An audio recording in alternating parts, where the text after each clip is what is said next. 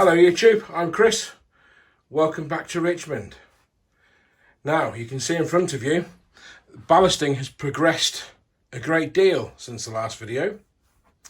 So if we start just on the right here and just tilt down, we've ballasted up until the loco shed entrance. Not particularly happy with the colour of the ballast there, because obviously we've been loco shed, it should be quite a lot dirtier, a lot of grime, coal dust, oil and whatnot. So what I'm going to do is I'm going to paint the ballast and weather it with some weathering powders and a bit of like track grime, sleeper grime paint, just to make the whole area a bit dirtier. It's not finished by a long shot. We've not ballasted the rest of the goods yard because this is being changed. As we mentioned in the last video, we're going to try and properly recreate the coal drops. To that end, I have bought 2 sets of curved points. So it needs a bit of track realignment here, but basically, depending on where the cross members are underneath the baseboard, that will sort of sit there. And it just means a little bit of realignment to the track, and there'll be another track come off there for the second coal drop.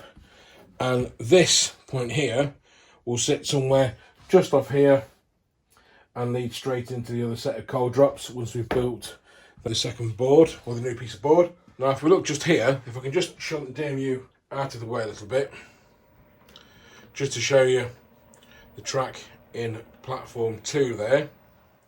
When I bought the Richmond model, there was already a piece of track in here, and it was some SMP sort of type, really fine scale track, and the ballast was already there. So what I've done is I've glued my track down onto the track bed, so it's only really needed a sort of minimum of ballasting. So it's not quite set there yet, although it's not done too bad, but it sort of blends in quite nicely with the existing ground. I mean, just here is going to need a bit of alteration because the goods shed's going to be there, but hopefully this sort of void here will be covered up by the goods shed sort of footprint. But if we move back around, let's just move the DMU out of the way a little bit more. So if we just pan around there we go. Let's move the one I want out of the way. So it looks quite good. It's dried to a nice colour. I mean, if you look at the ballast in the bag, it's really clean and light grey, but it's sort of dried to a nice sort of fairly dark grey. And one thing I should have done was glue in all of the KD coupling magnets. I haven't, obviously. The ones in the goods yard obviously haven't been put down yet because the goods yard is subject to alteration. But the magnets in the carriage sidings, which are the other 2 tracks that go into the train shed, I should have put them down first. It's not that important. I can scrape a bit of ballast away from the sleeper tops and just glue them in. There isn't that much ballast on the sleeper tops, to be honest with you. I've been quite careful, and I can go around with a sort of really fine screwdriver and sort of scrape them off. I've got a screwdriver here that I've been using. This is one I use when I'm doing work to my loco, so I can just use the flat blade of that, which is too big for any loco work. I can gently scrape the ballast off. It's got the makings of a layout now. If I just zoom in and show you there, there's still a little bit there, the other side of the train shed, that I need to sort out. I haven't glued in any ballast there, so that the oil dock siding there, part of the down sidings, is only even half ballasted. I can't really get behind the train shed to do it properly. I'm going to have to try and find a way of sort of leaning over the station and getting that done. But if we just zoom out for you, and extremely, and just pan around, let's move the DMU back into the station. So goodbye DMU. Just park it up. We've had a bit of a running session this evening, just as part of testing the track, just to make sure it's all right. Give it a damn good clean. So moving around, you'll see I put the signal back there. That's sort of in the approximate position the signal will be. And yes, we do have a bit of an unsightly gap just there. We'll just zoom back in and show you. There's a bit of an unsightly gap there. That's just a board joint. Aside from sort of daubing a bit of paint down there, I'm not going to be able to sort of hide that sort of gap, but not to worry.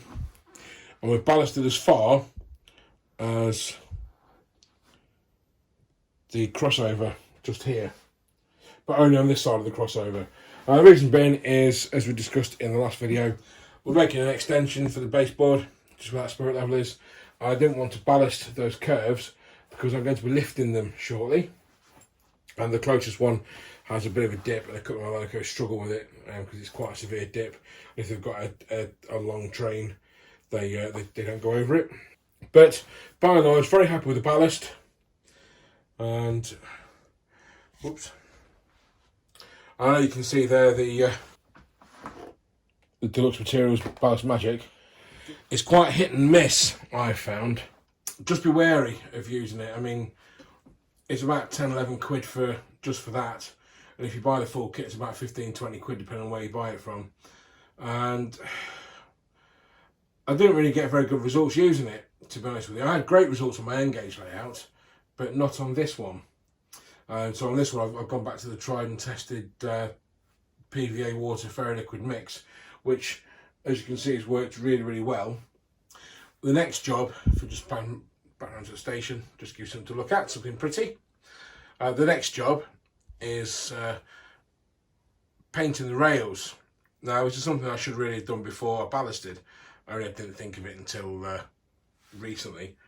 But it's been pointed out to me that the rails should really be painted. I mean, the rails aren't a sort of nickel silver goldy colour in real life.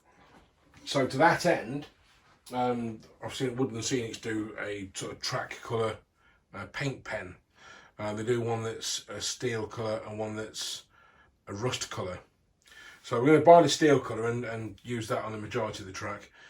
And then when I've got the money, I'll buy a rust one as well, just so we can do around buffer stops and bits of siding that aren't used very well, so all around the buffer stops basically. And add it to a few bits of rail here and there just to add a bit of realism. And hopefully I can order the wood to make the new baseboard in a week or two, and I can get that built and I can get the truck extended. Although it's not a major mission yet, I just need to cut down the rest of the baseboard first, just to make sure that I can do it. And that's about it for today. I hope you've enjoyed the video. As usual, please like and subscribe. Please comment, feel free. And also don't forget that bell icon to get your notifications for the next time I upload a video. Bye for now.